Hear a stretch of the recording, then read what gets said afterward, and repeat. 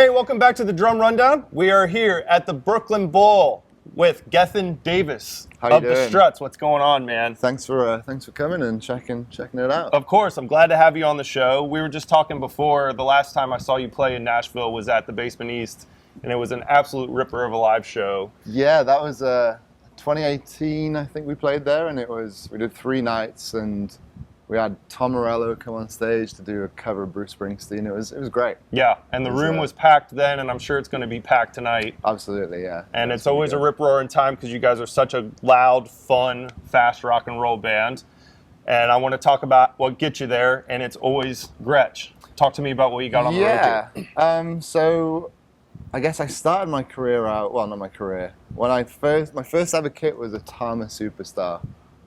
And I think I was 13, and I begged my parents, and I was one of those kids that would quit everything that I'd start, right? So karate, I was a white belt in karate, nailed that. Made it. Fishing, I started, quitted. Did you even catch one? One fish? No, All never, right. Yeah. never. Not white until belt at that years as well. later. And then all my friends started playing in school. They started playing drums, and I was like, oh, this seems fucking cool. Like they get 15 minutes of class every day or every other week. So I was like, yeah, I'll join them. And I started playing. My uncle was a drummer, so I always had it in me. Grew up in a pub, so always had music surrounding me. And then I picked it up and realized I was getting better than my friends.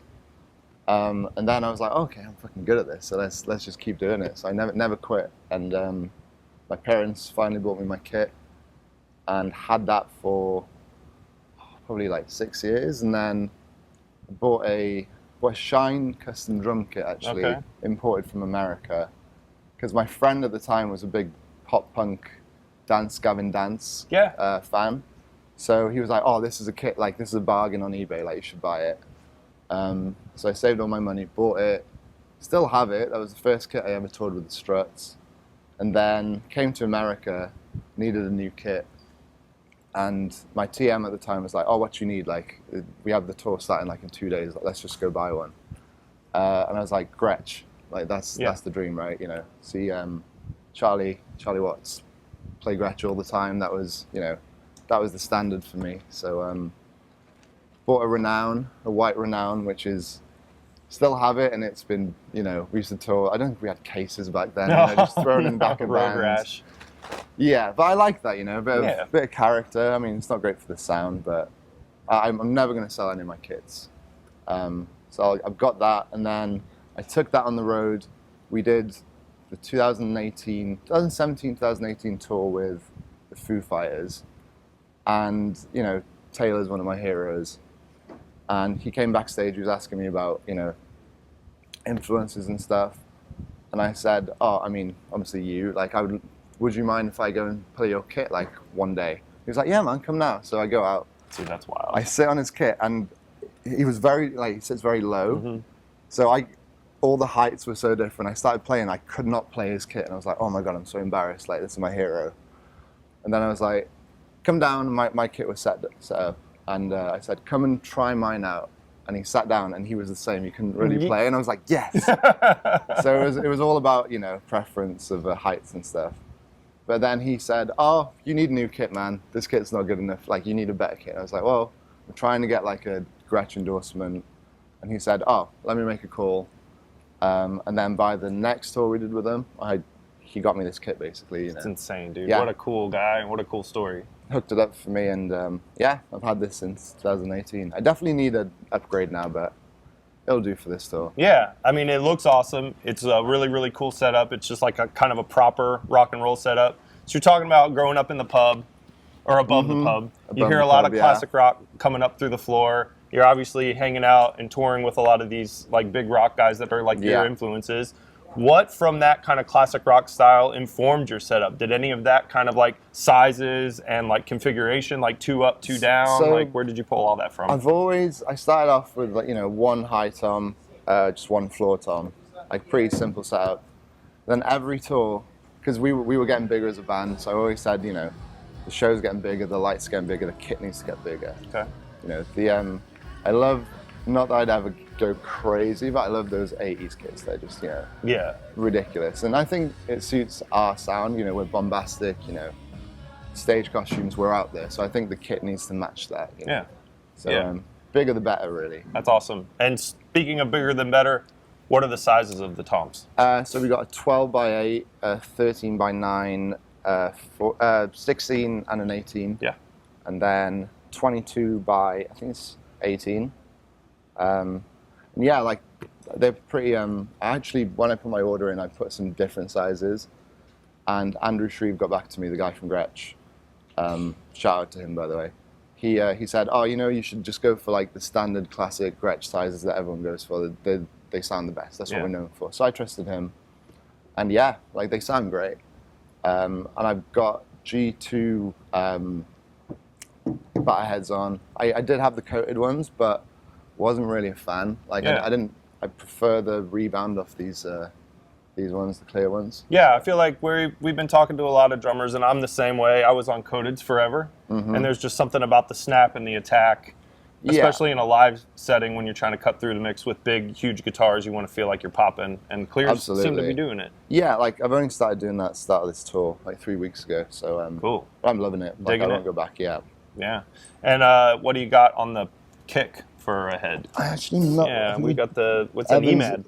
Levels 360. The little foam ring in there. Yeah. That's a familiar friend. Yeah, I think we changed that out this tour as well. I've got 3 drum techs in one, because our lighting guy, our monitor guy, and also Evan on guitar tech, he helps me, you know, all the decisions and stuff, but I'm blessed. Yeah, we're only as good as our techs, so shout out to all the techs out there for sure. And in terms of cymbals, what do we got? I know you're a Sabian HHX guy. Yeah, HHX. This is a new one I put on last night actually, because I broke the other one. 18-inch Evolution. Yeah, 18 Paragon. China. This China's been with me for a while actually. I never go through Chinas. Yeah. Never really break a China. And then I think these are HHX 14, but they're very blood splattered. Is that a custom blood splatter job? Yeah, they did that in the factory for me. Nice. No, I'm just kidding. That's pure knuckle. Yeah, we were commiserating before when we sat down about sharing that knuckle. That's like it's a special. It's similar. Yeah. You see the little bump. That's a rock and roll knuckle. Yeah. So the snare drum, this Evans Jarrad Dry, is covered in blood as well.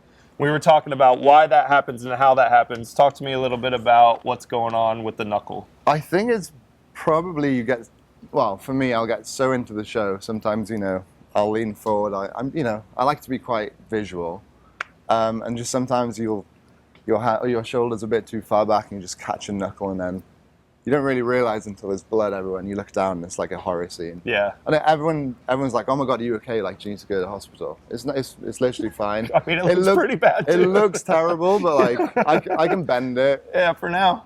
It's the same knuckle. I'll hit it once every show. At least, you know. Well, I empathize, dude, and it's just like once it's been busted, I don't know, it just sticks out an eighth of an inch further, and it's just right. Yeah, exactly. Right it'll probably But no, you know, it's a part of the job, really. Yeah, and I'm sure the blood adds to the tone of this awesome snare. Talk to me about this custom thing. Yeah, so this is a Supraphonic hand-hammered 6.5 deep.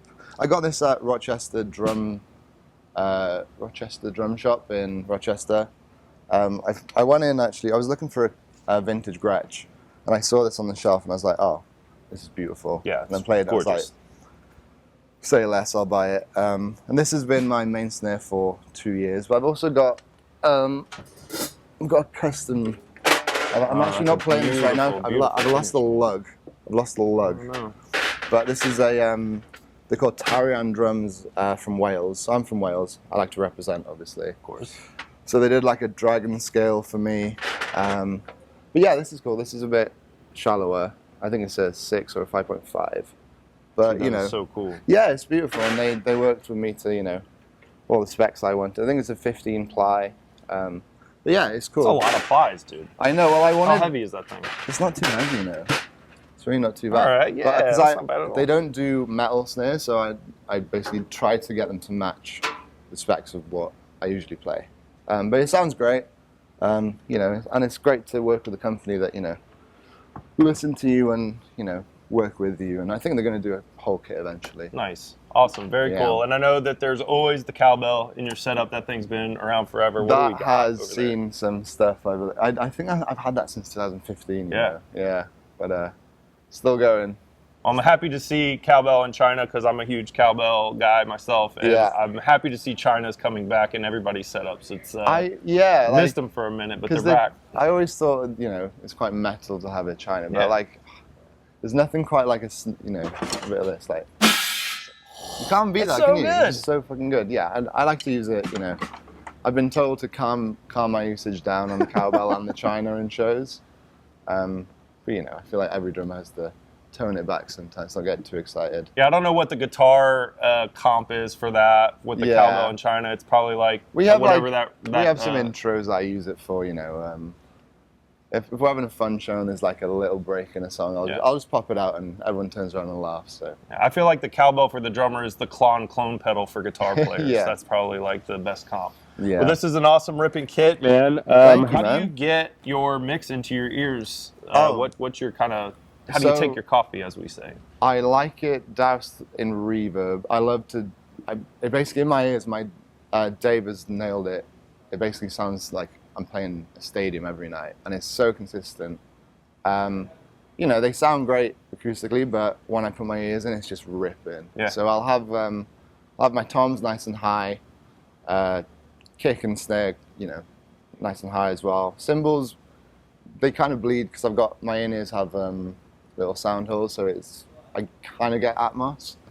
And then just like guitar ripping, bass ripping, and then vocals kind of sat on top. Sometimes click and sometimes not. Yeah, so half our set is on tracks, and then half not. So cool. And I've got a little setup foot pedal. Yeah, which we kicked out of here so that I could sit back here behind you, get it out of here. And speaking of kick pedals, what do we got? DWs. DW. I actually have this weird. I'll show them to the camera actually. So I used to play barefoot because growing up, my house was in. My kit was in my house, so I didn't put my shoes on. So my old drum tech, Carlos, who's our lighting guy, he put a bit of carpet on, so I had a bit more grip, which was kind of cool. But now I just started wearing shoes now. Yeah. And what sticks do we have? So Vic Firth 5As, just pretty standard. Yeah. Get the job done. Yeah, I used to play 3As, but they were brutal on my hands. Yeah. Yeah. These are throw them around. I 7As. I was playing for a while, but I used to keep catching them because my arm's quite long, right? Yeah. So I just But, cool. And I know you said that there's something interesting that happens when you break a cymbal, which is rare. So let's talk about what happens to the dead cymbals. So I'm probably going to send them back to Sabian, but we won't tell them. So if I break a cymbal, I have a company that I melt the cymbal down and I'll make little pendants. So I'll then sell them. So I'll tell a fan, like, I broke the cymbal at these shows, and then if they're at the shows, they want a piece of that memorabilia. I just sell them. It's called the Cheeky Raccoon Club, and it's my little passion project outside the band. Still kind of connected. Yeah. When I'm off tour, it's just nice to kind of, get creative in a different way. Cool. I know you guys have a new single out. Yeah, Too Good at Raising Hell. Yeah. We recorded it in Nashville actually. So we did 10 days. We had like a load of tracks that we'd demoed. I think we had like over 50 songs ready to go. Chose the best 11, tracked 11 songs, and it was a really nice process actually. Instead of, we used to I would track over a demo, and it wouldn't, it's hard to put your flair on a producer's kind of already demoed up song, because there's not really a thing called a demo anymore, because everyone wants it to sound as good as possible. So when we went in, we just cut everything from scratch. This album's actually, we're really excited for it. I think it's our most authentic yet. All my performances I'm really proud of. So. Great. Looking forward to it. Well, it's awesome that you're here. I'm glad that you made it to Nashville again on another tour. I'm looking forward to the show tonight. I think making it out of Nashville is the hardest thing. Yeah, dude, you got to get out of here. I know you like to party here. Yeah, so. Broadway will try to take you, man. Oh, Robert. Yeah, we've had many a night in Roberts. So cool. We'll see. Well, appreciate your time. Thank you, man. Thanks for having us. We've been here with Gethin Davies of the Struts. This has been the Drum Rundown, and we will see you on the next one. Brilliant.